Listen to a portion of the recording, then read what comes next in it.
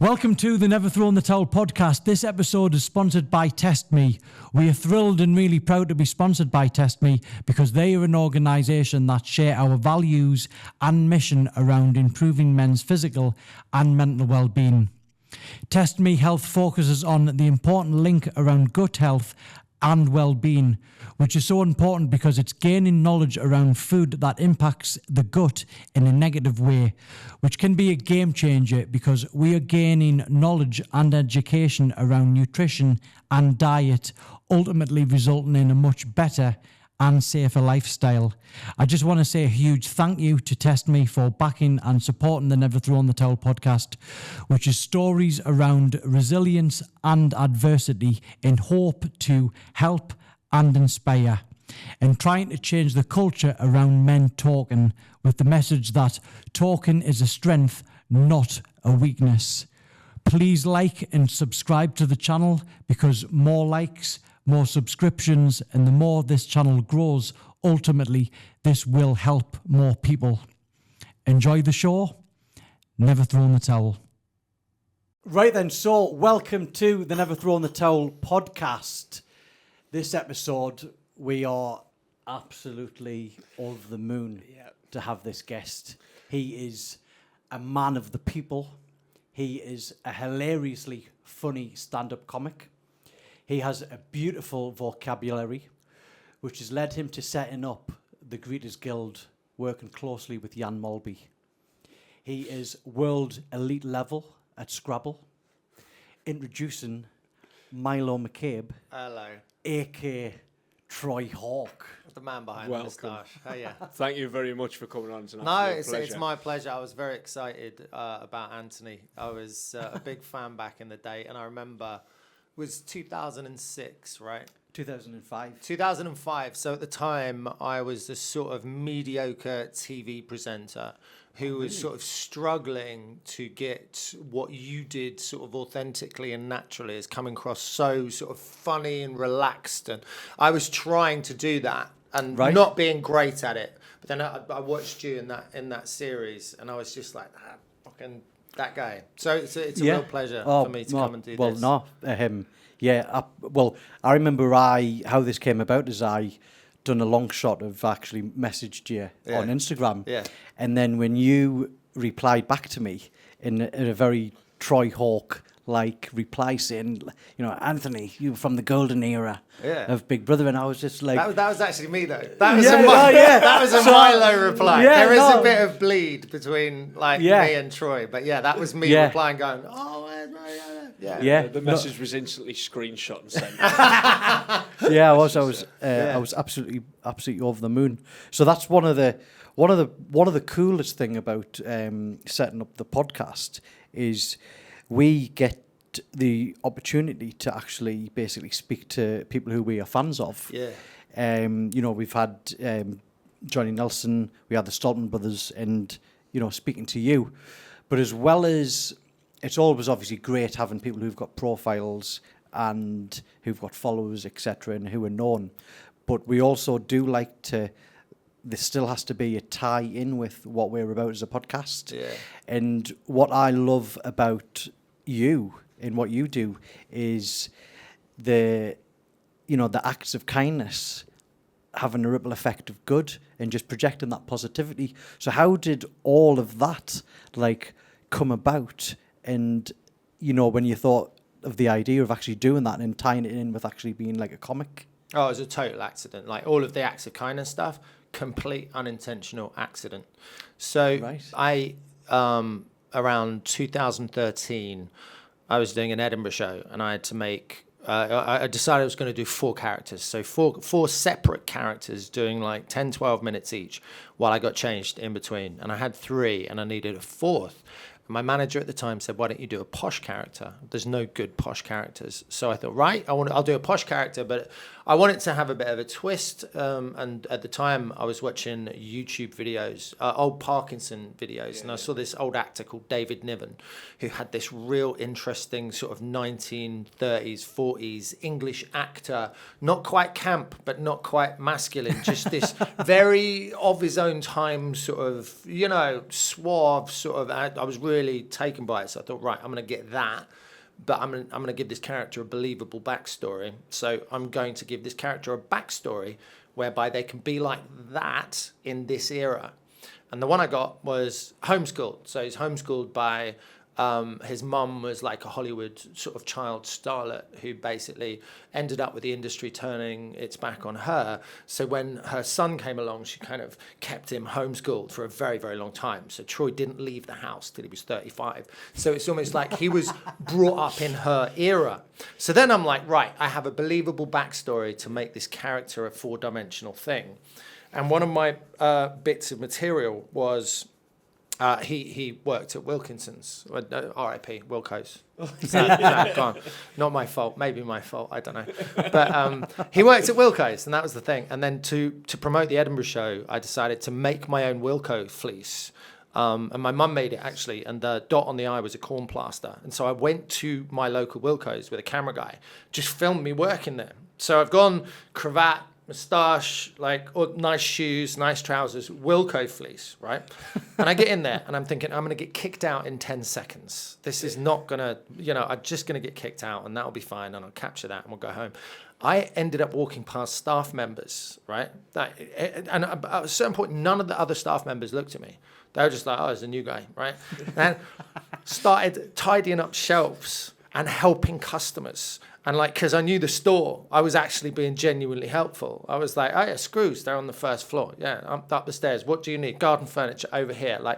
I was doing this for an hour. And then I eventually filmed direct sitting on the garden furniture, brought the cameraman out in the open. I was like, they've got to kick us out now. And they didn't, right? And then we went, how are we going to get booted out for impersonating an employee, which was the ultimate footage that I wanted. And we sat in a coffee shop and he went, why don't you welcome people at the door? Why don't you greet people as they come in and then they can't ignore you? And I was like, great, I'll do that. So this is, by the way, this is what is it, 2013, 14, something like that. So I'm outside the door, welcome to Wilco's, being polite and being nice and stuff. And then was that was that your immediate angle though? No, but that was what the character was like. You see, the character's this sort of very optimistic, very nice, very jovial type. Because that was what I got from David Niven. It's very positive and upbeat and everything's wonderful, And so I thought that's what this guy's going to be like. He's going to have that sort of about him. So that was a natural thing that came from sort of making the character. And the manager came out and I said, oh no, I convinced her that I worked there. and at this point, oh my God, and we're about to leave. And then suddenly this big Sean Dyke looking guy with this purple head just comes out and he's furious and he tries to take my Wilko jacket off me. And I'm like, that's actually my property. That's a tribute. I made that. That's mine. Right? And then I had the video, right? Put it out. Didn't have many followers. People liked it, but ultimately, whatever.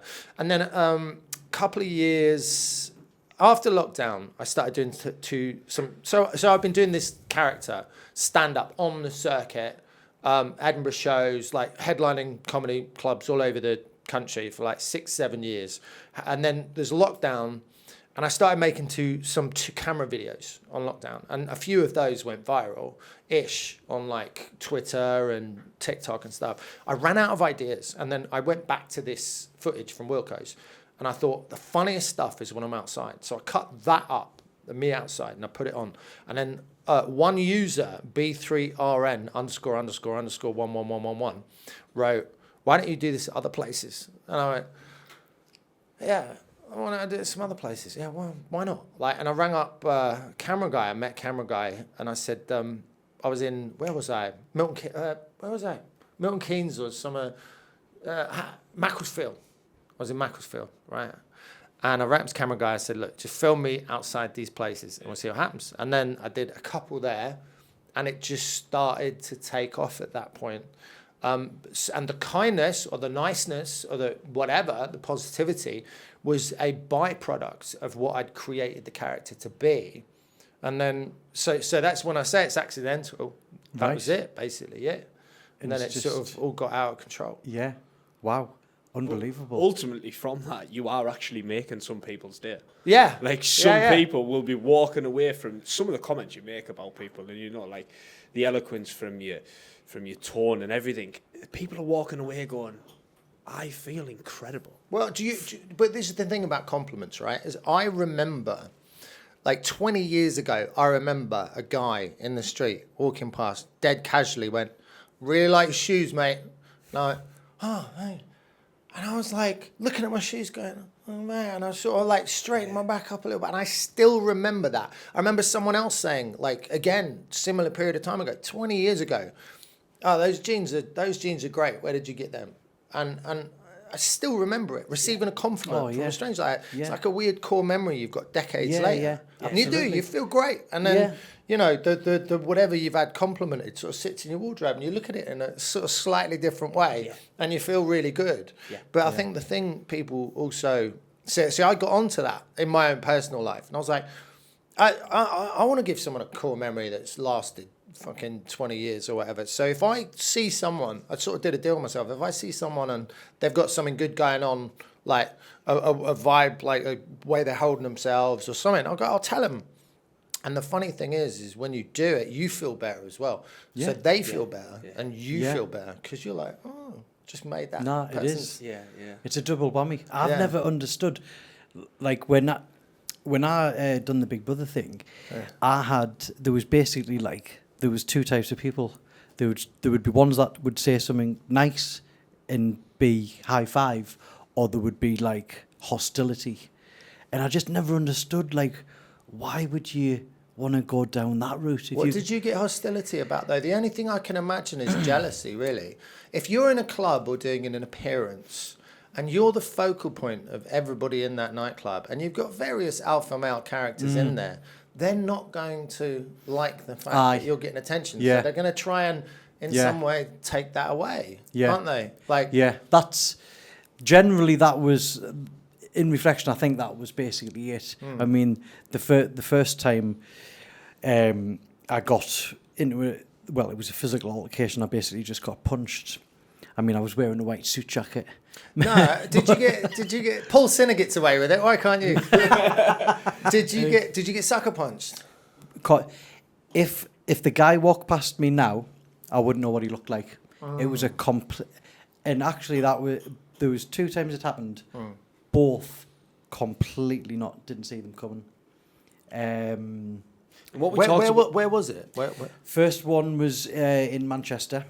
Was it a PA or? No, it wasn't actually. It was I'd just done a football program called The Match, and so that was like a football program, and it was like celebs versus ex-professionals, and we all lived together. All the celebs lived together, and I got really pally with Will Mellor, and it was basically his 30th birthday party in Manchester, and then basically went to a nightclub afterwards.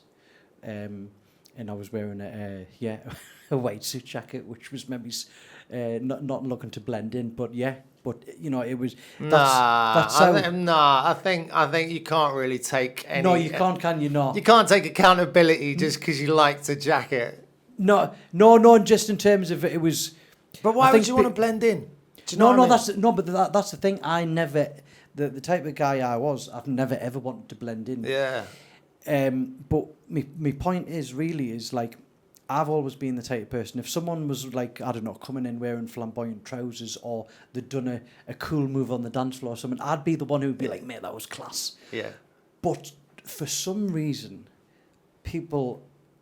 some people take that as bad, and it's probably down, I don't know, their own insecurities, and that's how they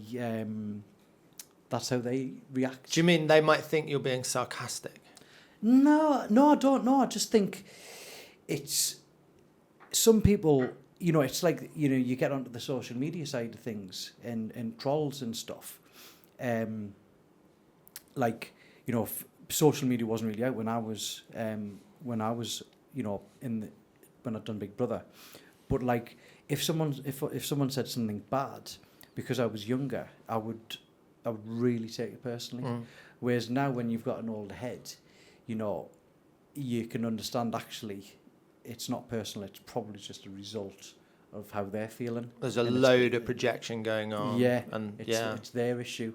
And I don't know where we're going with this. Well, I was going to make a point. The last podcast we did was with James from Geordie Shore, and we talked a lot about the difference between when Anth had a rise to fame compared to when James did. And, Anth, there wasn't really social media about, whereas with James there was.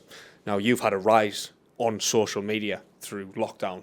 That's probably given you the biggest boost in your career. Is that fair to say? Oh, yeah, absolutely. But have you had any backlash from social media, from trolls, from anything like that? Have I had any backlash from trolls? I mean, I got negative comments, but to be honest, after being on the comedy circuit so long, like, you have these things happen that basically when you're becoming a comedian, you're terrible for years, and so you have these deaths on stage where you've got 400 people collectively agreeing that you have no right. What the hell were you even thinking you could do this?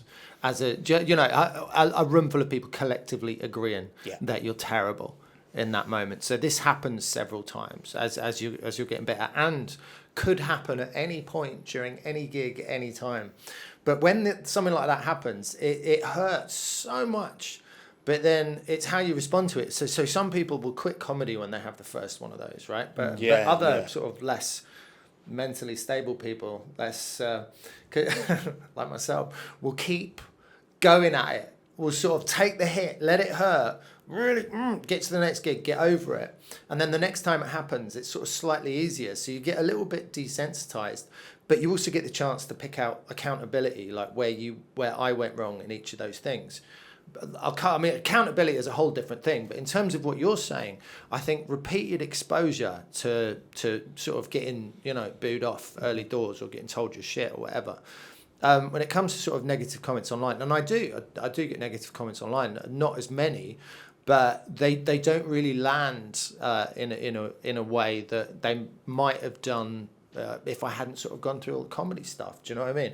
I think I can look at it and go, oh, this person doesn't like me, and that's fine. Yeah. You know what I mean? Like, you're allowed to not like me. And anyway, it's not me. So I've got that out as well. Yeah. Well, you know what, though? It's some really interesting points that you said there about we're a podcast about resilience and stuff. And for me, like, I do keynote speaking and presentation, found that extremely daunting. But for me, stand-up comedy, where go on stage with a microphone and make strangers laugh, that has to be one of the most ballsiest things I think you can do. How did you get into that way? You thought, I want to do stand-up comedy stuff? Again by accident. Really? Yeah. So I was, my dad's a stand-up comic. Oh, is he? Yeah, and he sort of was on a bit of TV, and that you've done your research. And if you want to talk about ballsy men, I've got some stuff coming up that I've got to ask you, mind. Yeah. But we'll listen to this story first. So basically, my dad's a stand-up comic, and he was on a few shows in the sort of late 80s and early 90s, like Comedians and the Fame Game and stuff like that. But he'd always painted comedy as this impossible profession where you not only had to be supremely talented, but that wasn't enough, because on top of the supreme talent, you had to be incredibly lucky.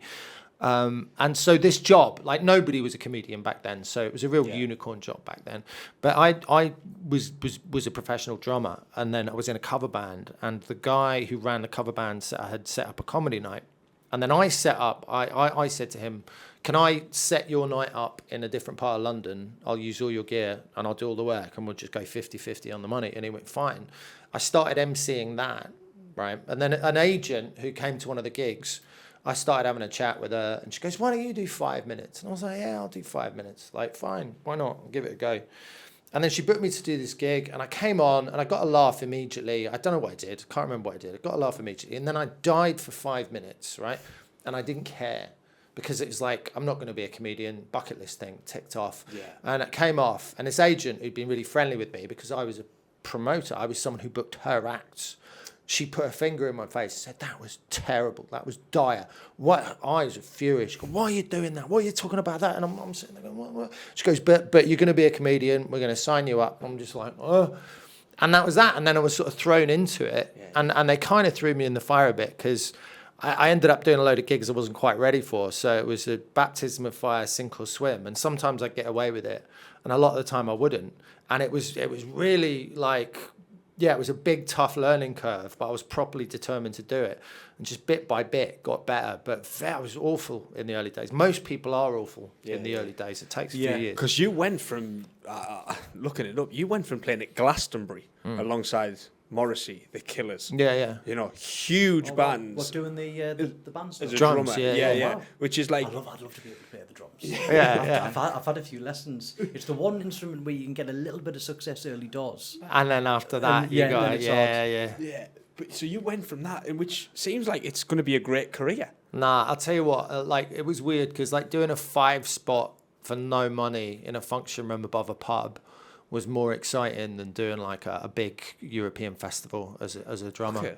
Really? Yeah. Okay. And I mean, it was almost like I'm a little bit fatalistic. I'm sort of open-minded. Like I've got no idea what anything means, but I'm open to anything. But it was like the universe was sort of going, right, here's your last little sort of boxes ticked about being a drummer. Go and do all these mad gigs with Tim Booth, and then that's it. You're done. You're going to do someone else, kind of thing. That's how it felt. And then I think you commented somewhere that it was a financial catastrophe for the first 10 years when you become a comedian. Oh, yeah. It is. Because, like, 60% of your stuff goes on travel and hotels and stuff like that. So you earn this is why you have to be a little bit... There has to be a certain, like, imbalance or void in you to keep going at this job for so long when all your friends are progressing in these careers and you're doing these sort of gigs...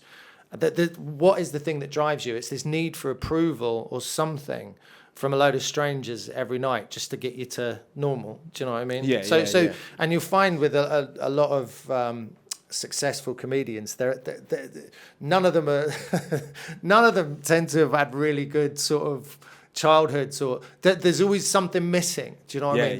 There's always I wouldn't say I had a bad childhood. I think I had a really good childhood, but there's always something that wasn't quite connecting, or there's something that's sort of missing. Some little... Have you got any siblings, or are you an only child, or... Yeah, no, I've got a sister, yeah. Sister, yeah. But you went to an all-boys grammar school, though, didn't you?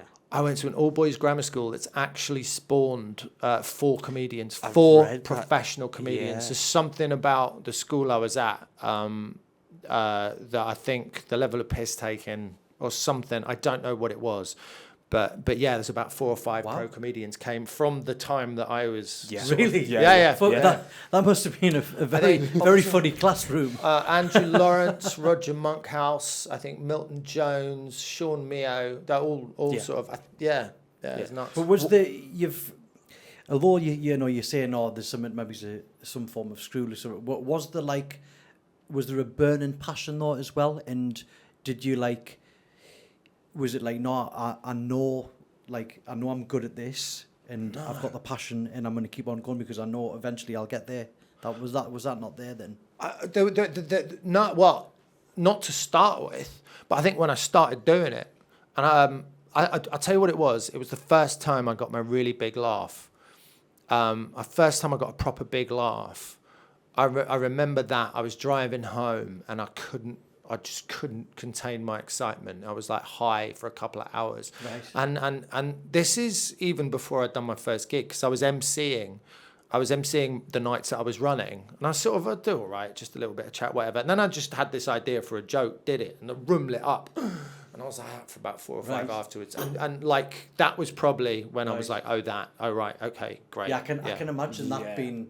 I can get the high, like... I can imagine the way we relate is, like when I won my first boxing fight, when you won yours, that adrenaline just didn't come down. Are you guys boxers? Well, I had one a few years ago. I'm definitely not boxers. I'm a 42-year-old hairdresser. However, I will take this on to a good point.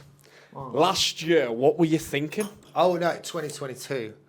Was it 2 years ago? Oh, well, depends what you do. The fight in a cage. Oh, yeah. With a bare knuckle champion, was he? No, he wasn't a bare knuckle champion. He was a regional. He's a guy called James Heighton, and he became a regional unlicensed champion. That's right. Yes.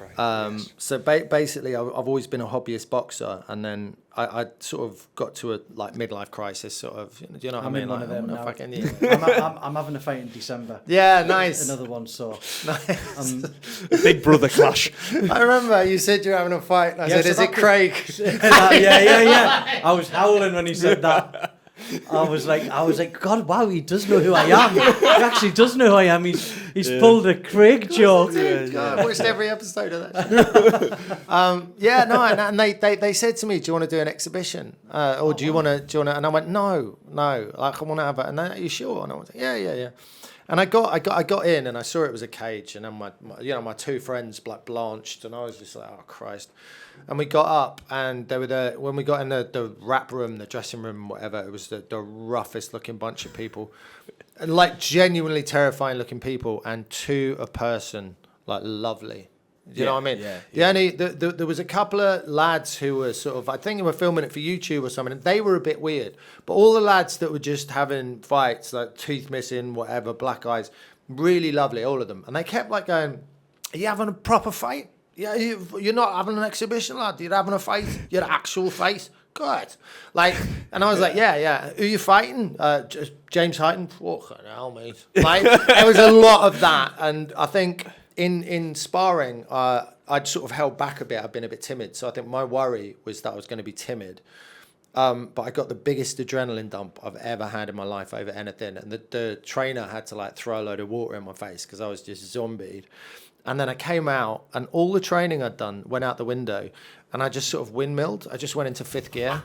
And I nearly knocked him out in the first round. No. After the second round, the judges. It's a draw. Yeah, like nearly knocked him out in the first round. And the second... What type of fight? What was the rules? What type of fight? Oh, it was boxing. It was in a cage, but it was boxing. Yeah, it was regular boxing. Right. And no head guards? No head guards, no. Right, but okay. We had 16-ounce gloves. So, so it was a bit easier. But I caught him with two hooks, and he sort of staggered, right? And I stopped. And afterwards, this trainer came up and went, "You do realise that at that point, if you'd have thrown another couple of punches, the fight was sort of over. If you'd have..." And I went, yeah, I know. And he goes, "Why didn't you?" I was like, "'Cause I don't know what I'm doing. Like, you know what I mean? Yeah. In sparring, when you do that, you stop. And it was the first fight, so I was just sort of... there wasn't a natural instinct there to go I don't think I've got that sort of killer thing in me. Yeah. Like, I love the sport, and I love the training, and I love the technique, and I love the fact that you can adjust a little part of your body and suddenly you got all this extra power for less effort. Like, I love all of that. But then, it doesn't surprise me, because I think we've got similarities where when I'm listening to your journey, you've done the drums, you're on stage, you've dabbled in other stuff, you're on stage again, you're doing stand up. So I'm like, my life, I was a 70s disco dancer. Love Bug. No, was it Love Bug, or was something similar? It was called Stretch Limo's Boogie Express. Right. Chico Importante. Nice. And then I've done the Big Brother stuff, and so one way or another, there's something that's leading me to a stage. And although I'm a placid guy, I'll never ever start a fight. I've always loved competition, and I found I've had a couple of fights. That entrance, music, the ring's almost a stage, and then it's like, so it's tapping into it. For me, it's almost tapping into the things that you are about. You know, the boxing's like a one-man show. Mm-hmm. You're alone, lonely place. Yeah. I can imagine the stand-up comedy, lonely place.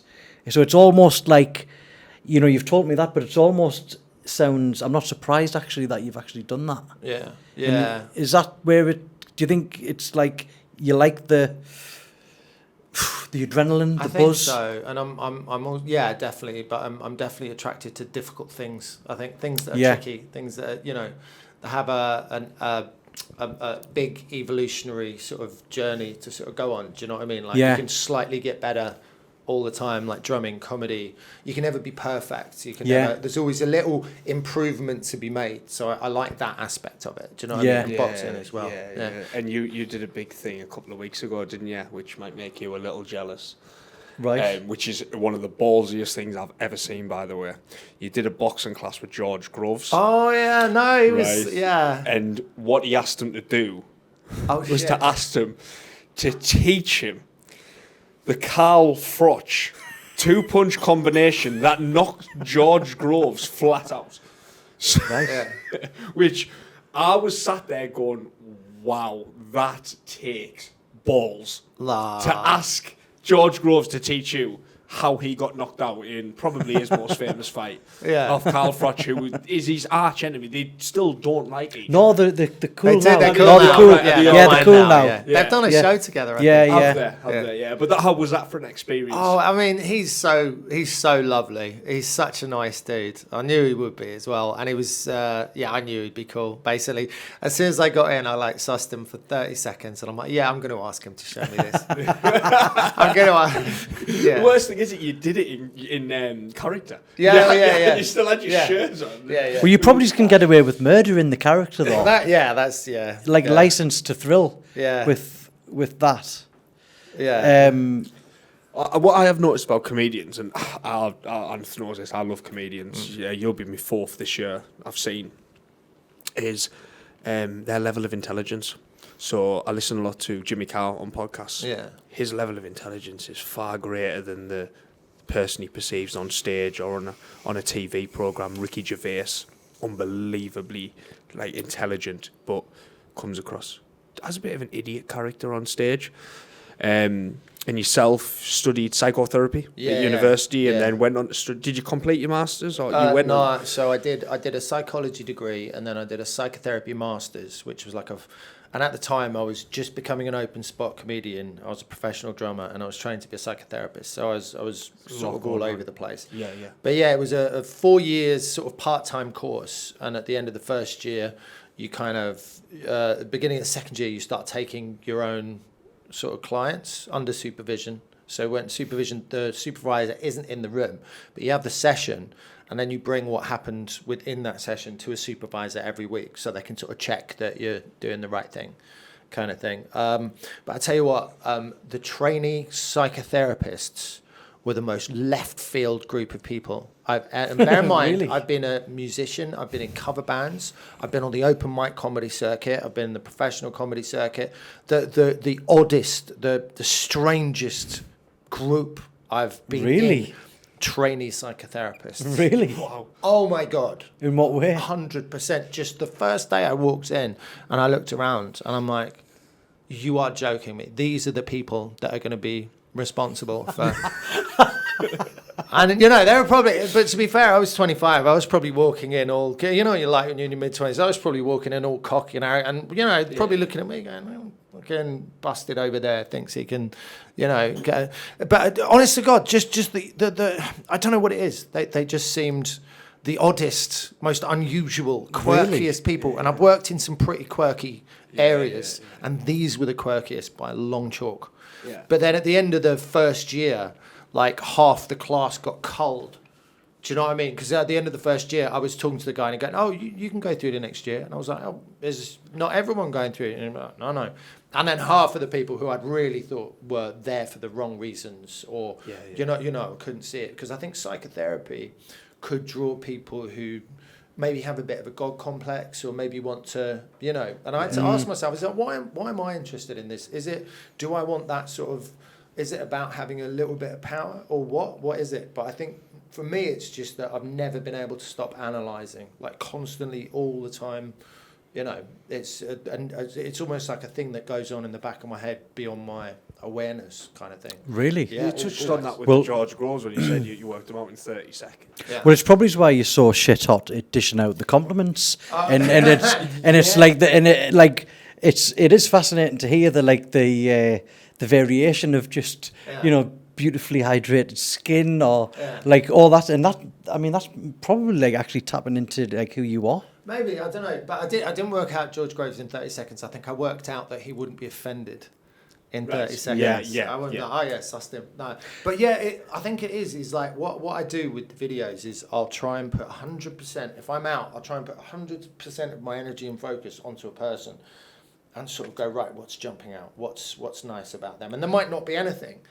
And then I go, Right. I like, because I want it to be honest or genuine or whatever. Yeah, so yeah. then someone will walk past and I go, hello, all right, yeah, all right, good morning. Yeah. Then I'll sort of sit and I'll, all right, I've got something, do, and they'll come past and I'll sort of bang at them. And Yeah. But I think you've also And then as walk well off. got to have that level of speed with responses, and the one that stands out for me is the cyclist. I mean, it was incredible. what a sketch that was, yeah. and that come from you obviously giving a compliment or to asking cyclists to come into his shop initially, and then.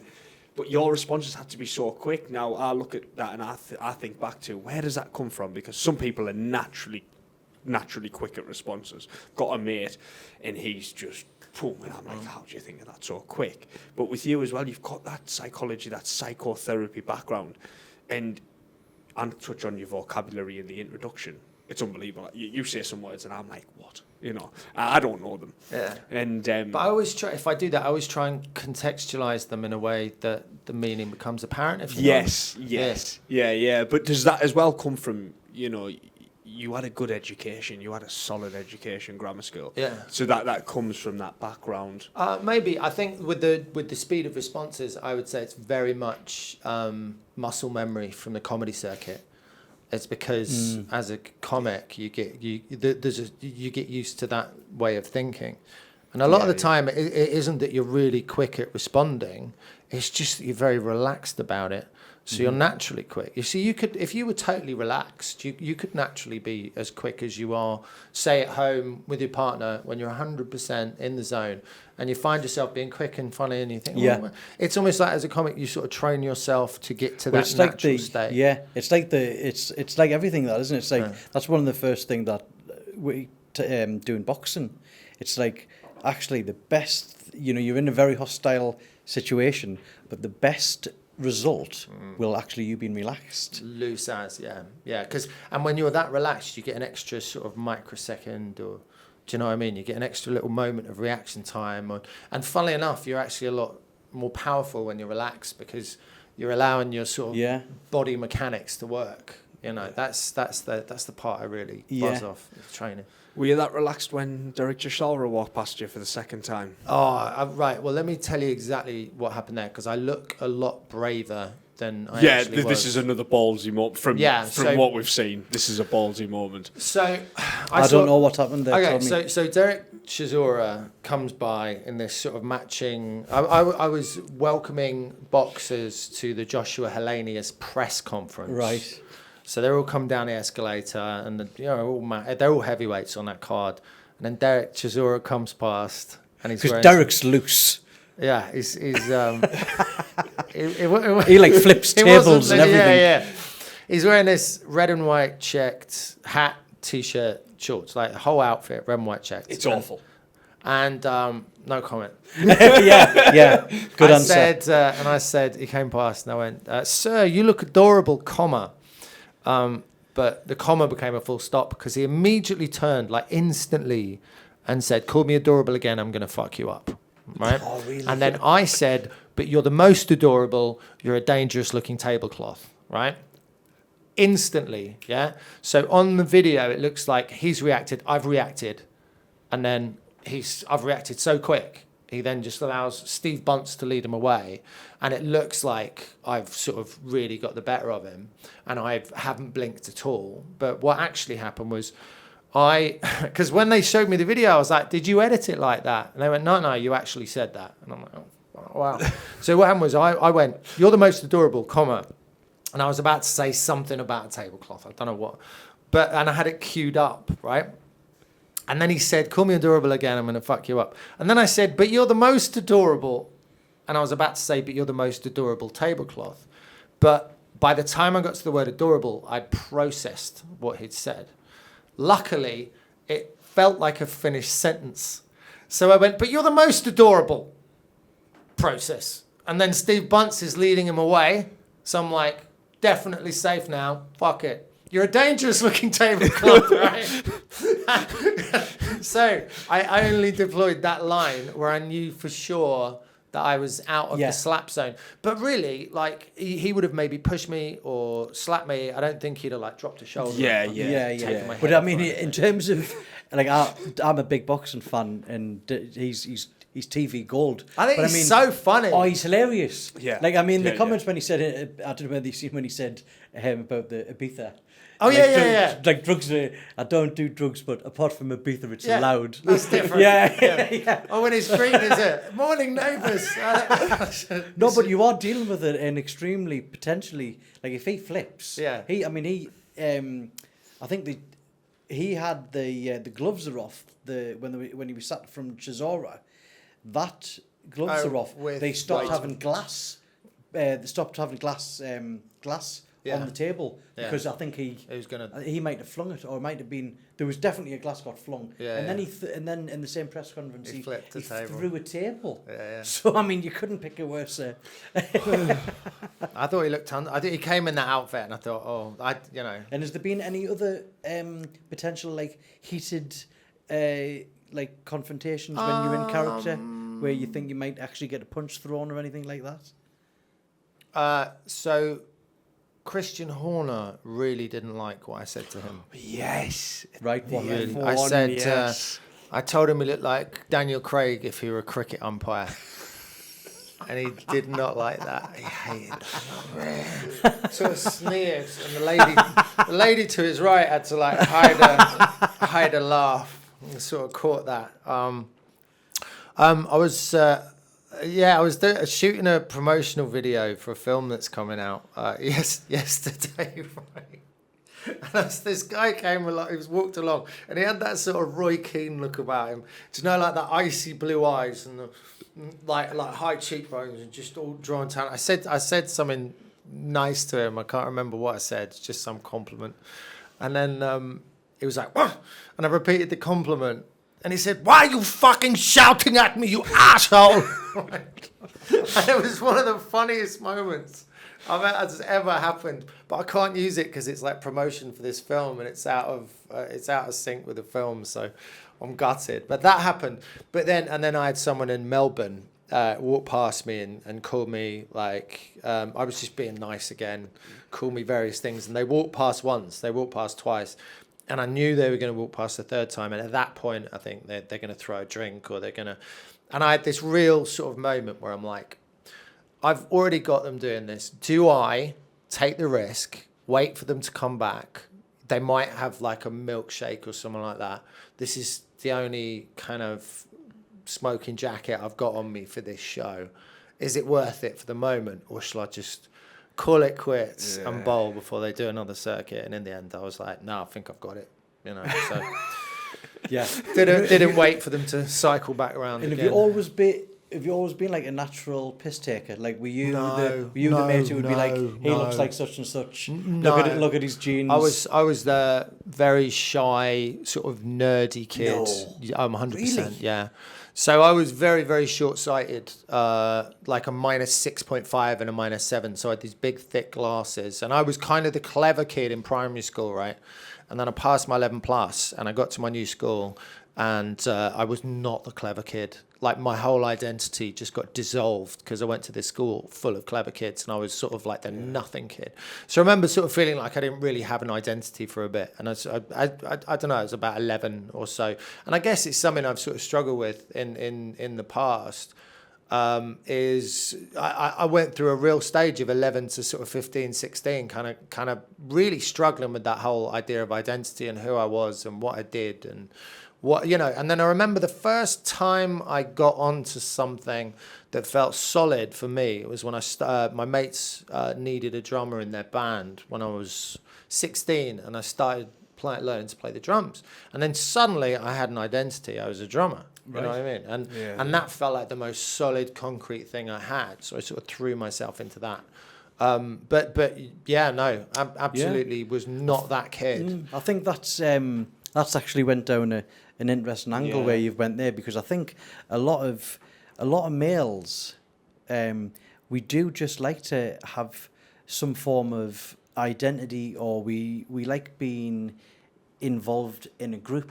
Yeah. And stuff like that. I mean, that's one of the great things about the project that we run. We run monthly free retreats. Yeah. And we get men out. We meet for a walk out in nature. We do boxing. we do breath work, and the breath work leads us into having a cold water dip. Nice. And we've built a community. Nice. And some of the blokes that attend, some of them haven't got mental health issues or anything, but they just didn't do that much outside of the life, or some of them had moved to the area and they didn't know that many people. And just being involved in that like brotherhood, you can just see how it's for a lot of men like needed, and stuff like that. And I think it's an interesting topic that you've touched on there, where it's just trying to like find that identity and where you're at. Yeah. But I do feel as if, and it's interesting again, you look at yourself, for me speaking to you, and obviously you're on the TV, projecting a lot of confidence, I would say, do stand up, but actually you weren't always that guy. No, not at all. And I mean, if you talk about identity, I've literally created a separate one. Do you know what I mean? Yeah. Like, I feel, I would say, less awkward in character than I do out of character in public situations. Definitely. Like, if I were doing a podcast as Troy, I'd probably feel more relaxed. Do you know what I mean? Yeah, I think so. Not that I don't feel relaxed now, but it's like with Troy, it's like I'd have a roadmap of what to do, how to be, what to say, whatever. And with this one, I'm sort of like, well, no, I'm going to be honest, and I'm going to try and, so it's that makes sense. Yeah, no, I get that. Yeah. I just kind of wanted to touch on, have you had any dark times? Oh, yeah, absolutely. Yeah. Yeah. 100%. I remember, so my mum had a terminal illness for like 4 or 5 years.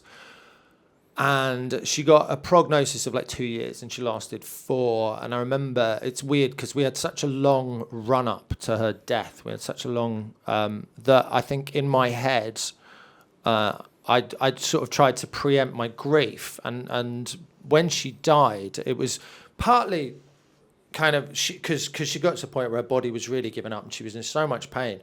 So it was this odd feeling of like relief at first, which then immediately sort of turns into guilt. And then you get lost in the planning of the funeral and all sorts of things like that. But what I found I did was I tried to intellectualize my grief about my mum. So basically, I tried to sort of say to myself, oh, maybe I've already grieved because I had a 4-year run up, so I've already got that out of the way. Yeah. And then what happened was she died just before I was about to go to the Edinburgh Fringe for a month. So I was like, right, I'm going to compartmentalize my grief and I'm going to deal with it after Edinburgh. So I'll get lost in the Edinburgh Festival bubble where you go into this weird little ecosystem where nothing really exists outside the festival, every year.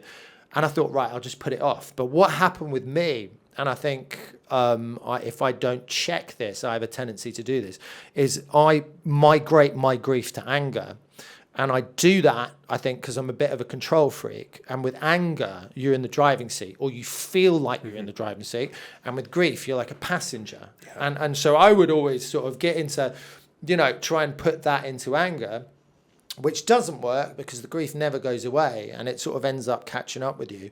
And it wasn't until like a month ago I had a bit of a breakthrough on it where I realised that I'd never really grieved my mum properly, because once the anger had gone, I think I'd intellectualised my way out of actually letting the sort of grief in. And sort of, I just had this sort of breakthrough where it was like 5 years of grief hit me at once, and it was like hideous. But at the same time afterwards, you just sort of go, oh my God, I can't believe I was carrying that with me for so long, But I always try and sort of analyse my way out of feelings sometimes if I'm not happy with them. What's amazing to me is, if I look back on things I've been able to convince myself, like like, oh no, you've already grieved about your mum, like that. And I've actually genuinely managed to convince myself that was the case. Like, oh, maybe I've got away with it. Like that. That's all sort of not something you're putting off for ages.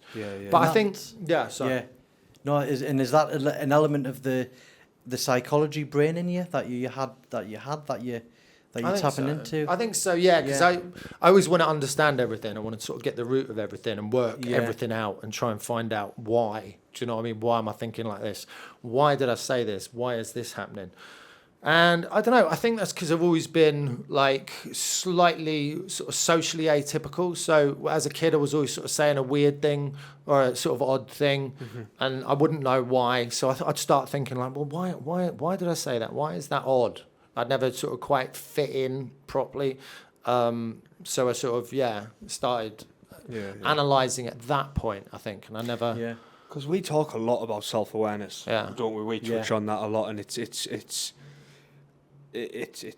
different to hear that. Obviously, you did psychology, psychotherapy, so typically on paper, if anybody should be self-aware, it should be you, because you understand it better than the most. But to have, you know, the way you've talked about the difference between anger and actually grieving, and I've never thought of it like that. So that's obviously great to get your perspective on that. And you know, that was 5 years ago, and you've just sort of like feel like you've finally dealt with it now. Yeah. But I get the point so my girlfriend has a master's in psychology. She did a master's degree in master's in psychology. And you mentioned a lot about analysing, and you analyse everything. I see that in her. And I feel like I'm a bit more streetwise. You know, I've dealt with humans in human environment. I did 6 years at McDonald's through college and university, where I dealt with staff. You know, I was an unbelievably young manager in McDonald's. I was 19, I was 21, I had my own restaurant. I dealt with people on a personal level, staff, customers, and it's hard for me sometimes to say to Joe, you're analysing too much. You're doing what you think it should say in a textbook, whereas, you know, actually strip it back and how do you feel? And just when you talk there, I can like associate that so much with how she does. And I would have initially thought you'd have been the best at dealing with your own emotions, because that's what you've studied, and that's But I'm not an objective judge of my own sort of state, am I? I'm not a good person to judge myself, because I'm. Do you know what I mean? Yeah. It would take somebody else sort of to do that, and I think like what I can do is I can look back on me 2-3 years ago, and get a clearer picture of like, oh yeah, like you didn't deal with that very well, and sort of be bemused at how I'd managed to think I did. Yeah, you know. But yeah, I mean, a big thing for me has been accountability, like I was talking about earlier. And it took ages for me to get my head around this. But I remember a number of years ago, I started taking full accountability. If I'd fucked up in a situation, or if I was the person that was wrong, I'd sort of go, all right, yeah, like, I'm sorry, here's where I screwed up. And it's so horrible the first couple of times you do it. And then I found for me this really weird thing happened, where the more I got used to being vulnerable, and the more I got used to sort of being comfortable with my mistakes and laying them out, the stronger you actually become as a person, the more you evolve. Because if you ignore your culpability or accountability, you don't address it. And then if you don't address it, you're never going to get better, or never going to not make that same mistake again. So actually, to sort of turn around and go, I fucked up here and I'm really sorry, and this is where I've gone wrong. I kind of wish more people realise like how valuable that is, and how good it is for you to sort of own it. Yeah, do you know what I mean? I'm totally with you on that. Have you heard of a guy called Jocko Willink? Yeah. And he wrote that book, and it's all about taking responsibility. Yeah. So I listened to that on audiobook, and it changed my whole thinking on everything to do. Yeah. You know, I was managing teams through my 20s. Anything that went wrong, anything that they did wrong, it was my mistake, because I haven't taught them the process correctly. They haven't said the right thing in a meeting. You know, they haven't converted a candidate into becoming recruited. I took full responsibility. And once my mindset changed on that, I grew up 10 years so quickly, because I was somebody to always blame. Yeah. And I think when you're down, and we see it a lot with men, don't we?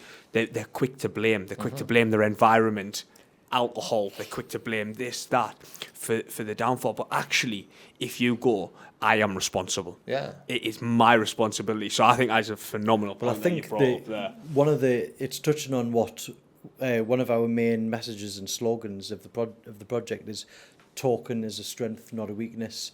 Vulnerability is, just admitting that you're vulnerable, and I think that's something that it's the strongest thing you can do. Yeah, and I remember. So I had massive struggles when I had the high from Big Brother, when it basically when it got to the point where I needed a normal job, didn't want to do that. Went down a dark path, and then I'd actually moved area, and there were so many people asking it, because I didn't know anyone from the area. So many people would ask, why? How come you're here? How come you're here? And I would basically just lie all the time. Why I was there. Actually, I needed to get out. I needed a fresh start and stuff. But then when I first something led me to setting up this project. I remember the first time I ever done a talk, and I just genuinely opened up about my life experiences. I couldn't get over the messages of wow, can't thank you for saying that. You that was so strong, you admitting all that, and I didn't really kind of realise that actually there was a lot of strength in that. And it's just what you've said there is actually just there's actually massive strength in being vulnerable. Absolutely, because guess what? It's the hardest thing to do. So if it's the hardest thing to do, surely it's always it comes in my head what's the hardest thing to do right now?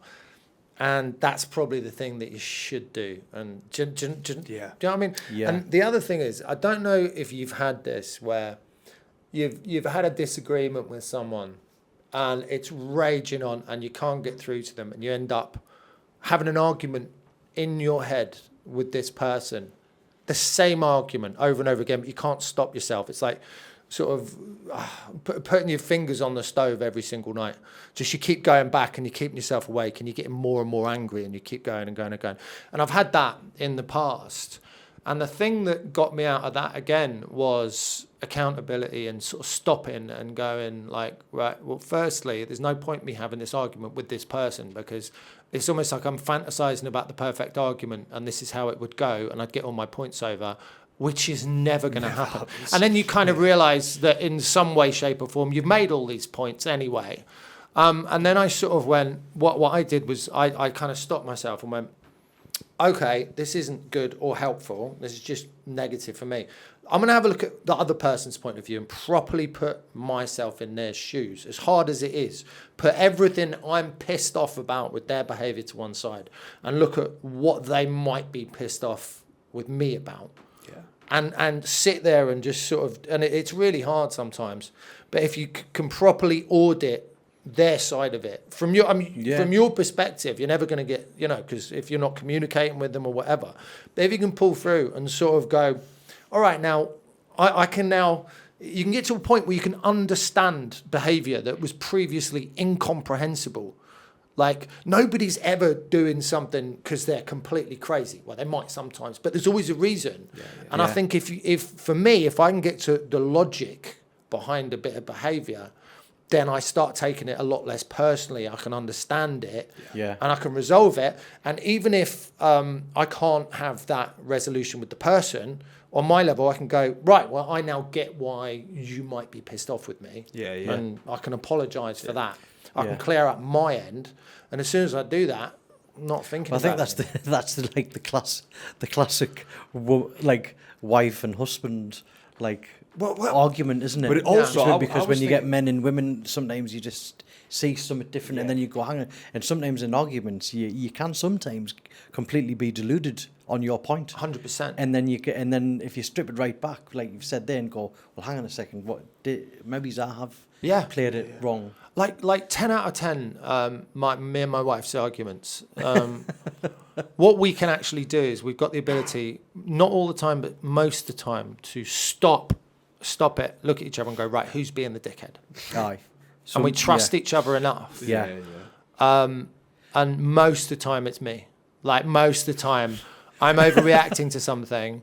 And I don't know if you find yourself in an argument, you go, I'm just trying to win now. Like I don't even believe in what I'm saying now. I'm that's just the trying to win. And I've sort of stopped. I've got to the point where I'm like, oh yeah, I haven't got a leg to stand on. And there's a horrible moment. Then you turn around and go, yeah, I've been being a bit of a bellend. I apologise. I'm sort of pissed off about this thing or that thing. And you know what as well, though? It's like that. So I'm married with 2 kids, and like it always gets smoothed over. Actually, if you just go right, and you're almost like act submissive. Yeah. But if you just go right, look, and that's one thing that me and my wife have got good in terms of like we've both got that trait or that personality or that logic where we'll eventually just go right, like I'm sorry for this, and that ultimately that's what you've got to do really to make a relationship work. But I think for men as well, you put that into a work situation.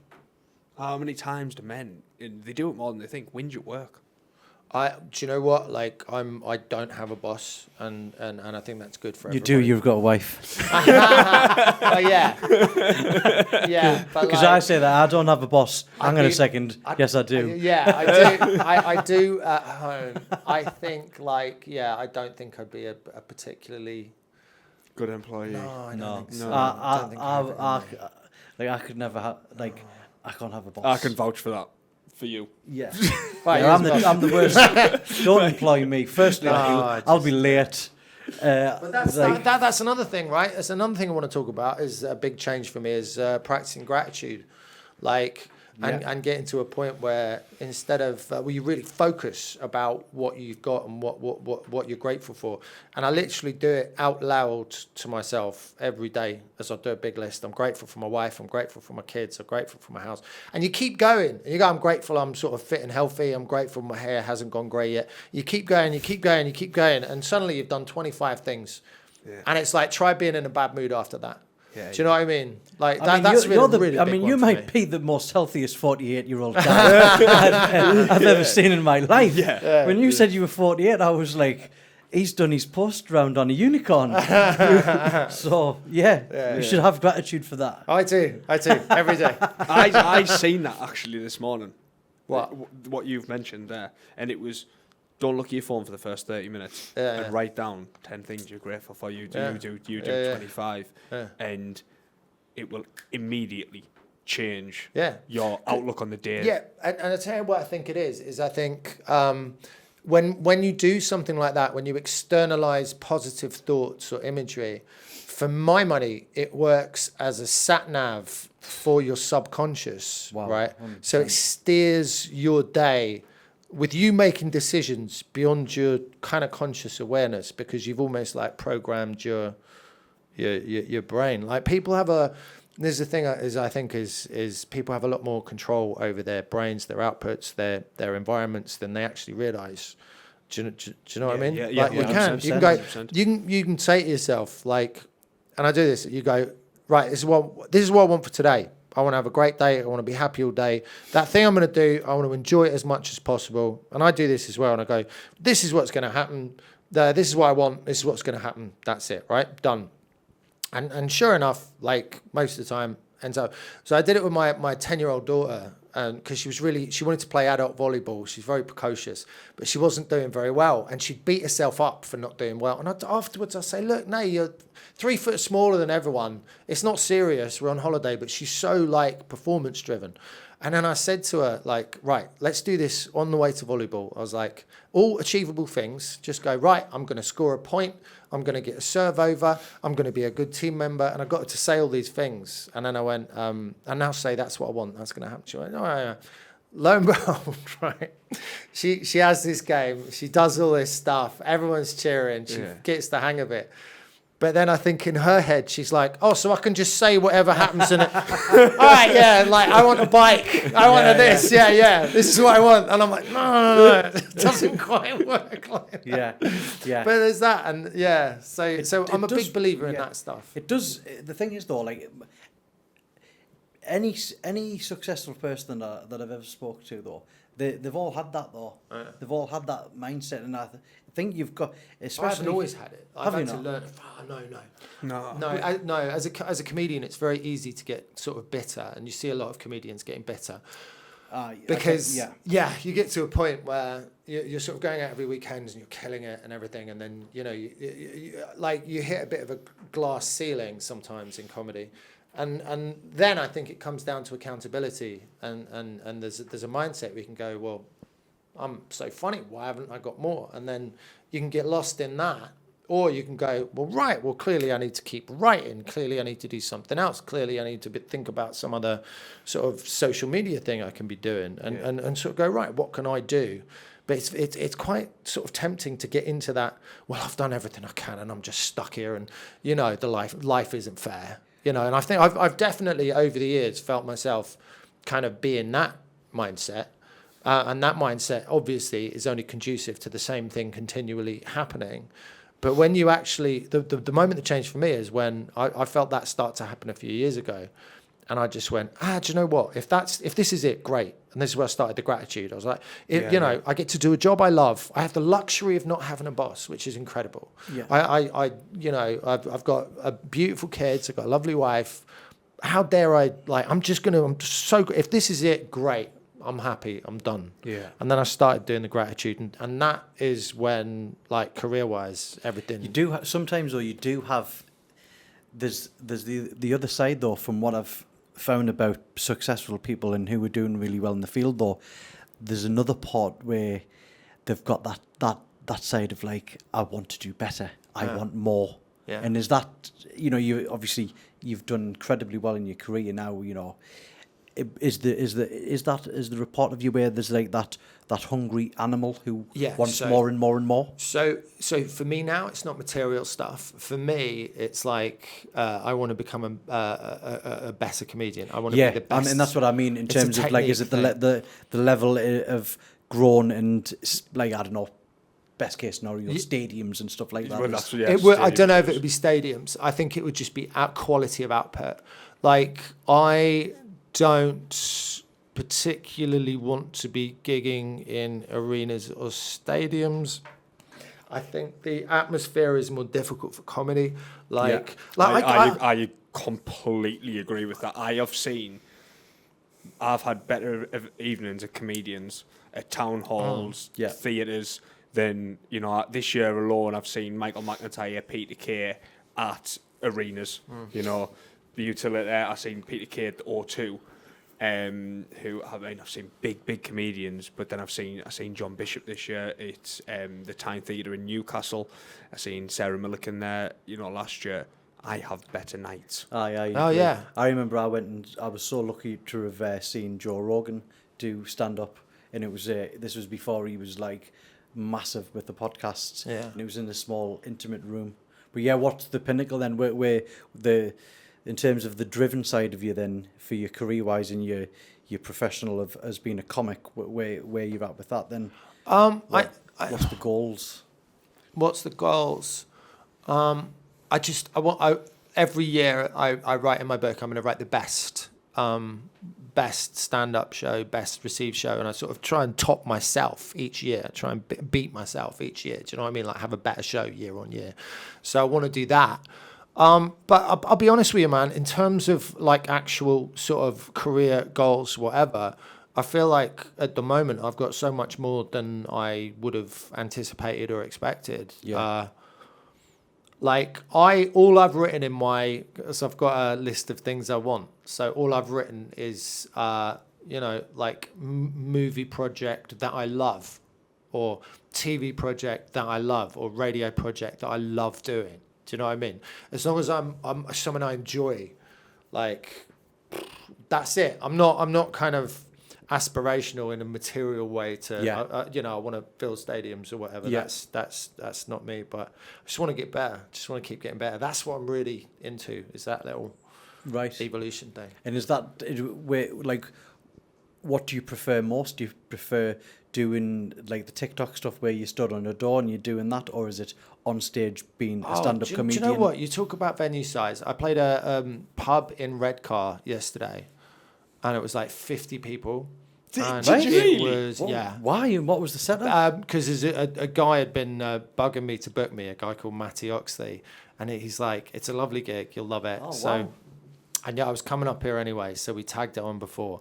And it reminded me of like gigs that I really loved sort of years ago in pubs, like a couple of years ago when I was doing those gigs. Right. Everybody's right there. You can see the whites of everyone's eyes and the energy. It's this sort of small, low ceiling room. And it was one of the funnest gig experiences I've had for so long. I can't remember I think it's called Laughing Pug Comedy or something like that. Little room. Angelos Epithemiou was on as well. Like it was a good bill. It was a good bill. But yeah, I came off. I was like, that was sound. That's class. Yeah. I love it. I mean, I'm going on the 28th of this month to Hartlepool, do a monthly one. And there's 4 up and coming comedians, and I'll go. Have you ever done? You're such a stand-up fan. Have you ever done like a course or anything? Absolutely not. Why not? Because I'm not funny. See, nobody is at the start. You see, I do a course. You know they have these courses. Yeah, no, I've seen it's it. the Yeah. most easy welcome caress into stand-up. I would take like that that love away what I've got from going to see them. I've seen over 50 comedians. Yeah. You know, I like the little intimate gigs where I go to like a comedy club, the Stand, you know, in Newcastle, Hot Water Comedy Club. I've been to loads in Liverpool. Yeah. That's when I first seen Paul Smith, and I seen Paul Smith before he was even on Facebook. Yeah. And I loved watching his journey, and I've seen him twice in theatres now. I mean, Hot Water, Paul Smith, they're incredible. Like, Kyle, the new lad who's leading it now, he's fantastic. Kyle, you know, I can't remember his second Kyle name. Legacy. He's got the Kyle Legacy. Kyle Legacy. He's got the big hair now. Yeah. Last year, my girlfriend took us to Liverpool for my birthday, and he was brilliant. Yeah. He's very similar to Paul in his style, and I think he just needs a bit of uniqueness. But I don't. I mean, I've never even considered, you know, because going normally it do a course. Why not? No, I think he's got a point there. Challenge because, yourself. Yeah, I think he's got a point because I think, you know, if you're a fan of it, it's almost there. Like I always love getting my hair cut, like going to the salon. It was like that was a big deal. You've done a boxing match. Yeah. Tell me you don't watch boxing differently afterwards. You got a bit more appreciation. Yeah, for completely. There you go. So. Yeah, completely. Okay, yeah. See, I would. You're boxed in a corner now. You can't get out of it. Do you know what? That's an incredibly fair point though, because before I boxed, and I only did that one. Yeah. I did watch boxing in a different way. Yeah. Now, you're looking at their feet and I stuff. watched the Berbatov Bivol fight the other night, and I was like, that could only be scored as a draw. Yeah. And like, I'm marking every round in my head. Yeah. And you're right. I might see comedy in a completely different light. I think it's something actually. So I'll do like it probably taps into what I'm about. I like doing stuff that scares me. Yeah, exactly. I think. Like shoplifting and that. I feel quite comfortable. To be fair, he'd forget what he picked up. So.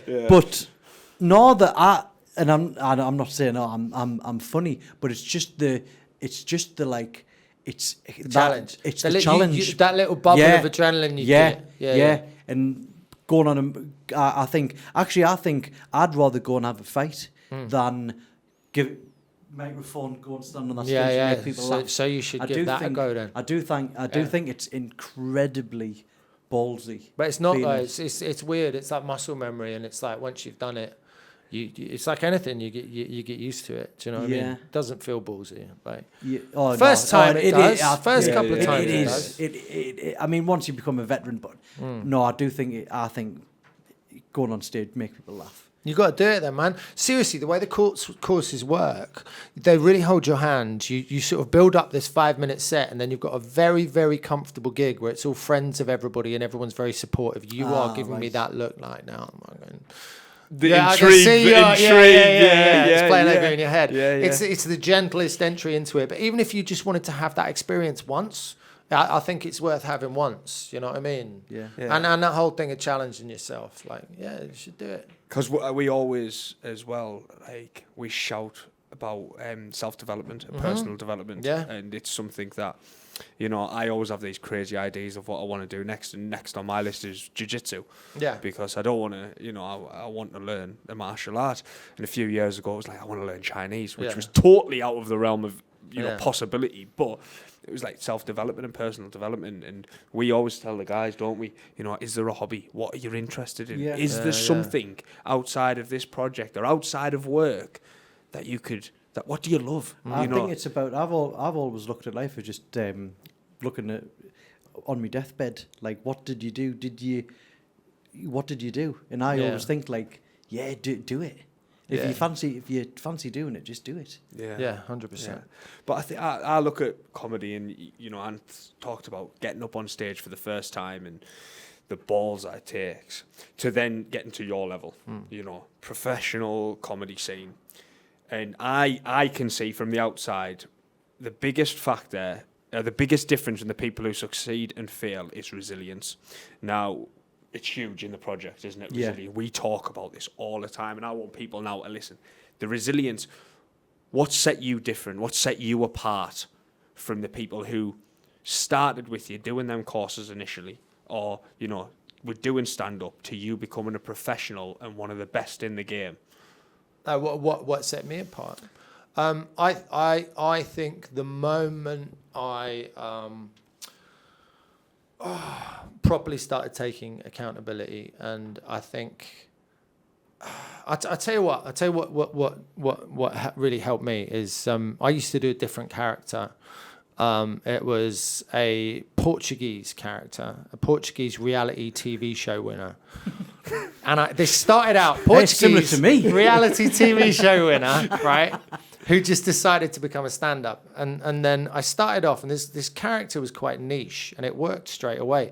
But then as I started doing weekend clubs, the necessity of what I needed to do in the weekend clubs, all the sort of idiosyncrasies and the niche stuff gradually got shaved off until basically it was me shouting in a foreign accent. And it got to the point where I couldn't write any more material. So but I was still closing, and I was still getting big responses from crowds, but it just wasn't exciting for me, and I was starting to get bored of the job. And this is about, like I say, 10 years ago. And I did a gig in Nantwich, and there was another comedian called Nick Doody, and we had a drink in the hotel afterwards, and he said, "Why are you doing this character?" And I was like, "What do you mean?" And he goes, "Why are you doing it?" I was like, "It works though, right? You saw the reaction I got." He goes, "Yeah, it got a reaction, but like, why?" And I sort of went, and he went, "Would you laugh at it?" And he started asking me these questions that I think I'd scrambled to have an answer, but fundamentally knew. He goes, "Do you think it's like artistically interesting?" Yeah. And he was asking me all this stuff, and I think I was mumbling, defending, like kind of not. I was like, "Well," he goes like, "Speaking to you, I think you're a lot brighter than what you do on stage. I think there's possibly something more you could be doing." And I kind of like went away, and I couldn't stop thinking about it. And I was like, "Damn, he's right.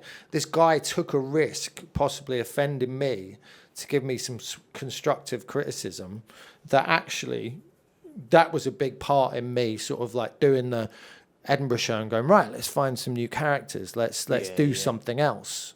And then I changed to Troy Hawke. And where I was like in at the Comedy Store and I was closing everywhere, as soon as I changed to Troy Hawke, and this is after having done comedy for like 9-10 years, suddenly I was opening again, and I wasn't in at the store. And so it was almost like I had this sort of big career setback. Wow. And everyone thought I was crazy.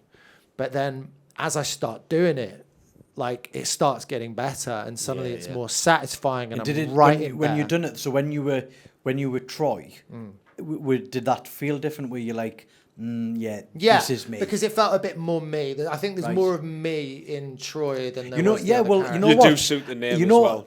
Yeah, you know what though? Like, obviously you're a character, but from watching you a lot and engaging in this conversation with you on here, I don't know whether you're a million miles away from actually Troy. Probably it's not. Not that. It's quite. There's a few movements and expressions. I'm like, it's Troy. Yeah. But generally, I don't get recognised though, which is nice. Do you not? Not at all. I filmed a video where I live. I filmed a video where I live. Shops I go into all the time, and people are like, "Oh, is this that guy?" And then as soon as I'm out, they're like, "Oh, nobody's made the connection." But then when you've got the purple attire on. I'm nothing without the jacket, basically. Yeah. But is it totally different though? 100%. Yeah.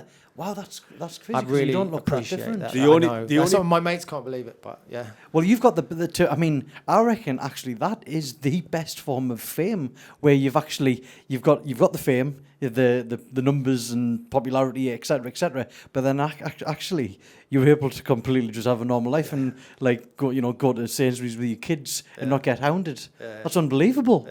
Nailed it. Yeah. The only person I've ever heard that from before is Sacha Baron Cohen. Yeah. When he was on the Jonathan Ross show. Or what's his name? Does Keith Lemon? Oh no, he wouldn't. Who's that guy? You know, Keith. What's his name? Keith Lemon's his character, isn't he? What's his real name? I've just bought his book as well. I can't believe I've forgotten his name. But him, I think there's a difference there as well. He can sort of mask on. Well, you know what it is? It's his wife was actually my makeup artist. when I was doing like magazines and all that, I was with this management called John Knoll. Yeah. And she would always his wife would always be the makeup artist. And I'll always remember she would say, he's really shy. And I would be like, no way. She was like, honestly, Lee Francis. Really Lee Francis. Yeah, that's it. She always used to say, I was listening to you. I was going through my Rolodex, so I was listening at the same time. No, I know makeup artist, like. really shy. Yeah. But no, it was just, and she would say he used to hate getting recognised. Yeah. And because he was shy and stuff. But probably because he'd feel awkward, because he wouldn't know what to. Well, you touched on there though. You feel more comfortable a lot of the time or express yourself when you're in the character. But to be honest, when I do get recognised, and everyone's been like totally lovely. I've not had anyone who's been a bell end against such words.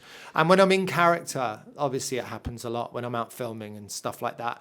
And almost to a person, everyone's been lovely. Yeah. You know. Yeah. You've got a question. I've got a question. One more question because we've just had a little look at the time. You lose yourself. I lose myself in this time. I enjoyed it. Yeah, when we're having these conversations, just lose me concept of time. But what's your best story? Any story that you're allowed to say on camera. What would you say your best story is? And it can involve anything. Work related. Oh my God! It's a curveball. Because I know recently you've met a lot of big people, Man City team, the F1. Do you mean personal life, real life, comedy, best story? Anything. Christ! Has anything happened in the green room behind? There'll be a million. Well, here's another one then.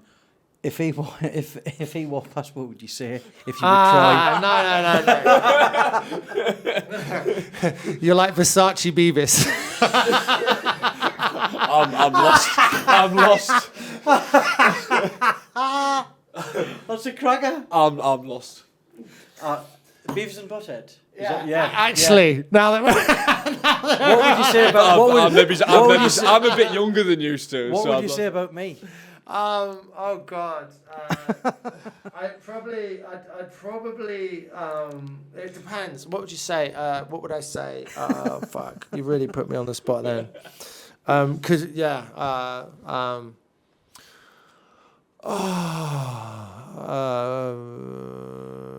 You're a delightful modern take on the Bee Gees. Or something like that, but I'd phrase I'll it take better. that. I'm not in the Troy Hawke zone. You will. I'm not in the Troy. I'll take. I've just been called a shit cartoon character. I've never. No, you haven't. You've been called a Versace Beavis. Oh, mate, by the way, that's going to stick that. But I'm I don't holding even know on to that. I think it's Beavis, the blonde one. Yeah. Sweet. Yeah. Right, cool.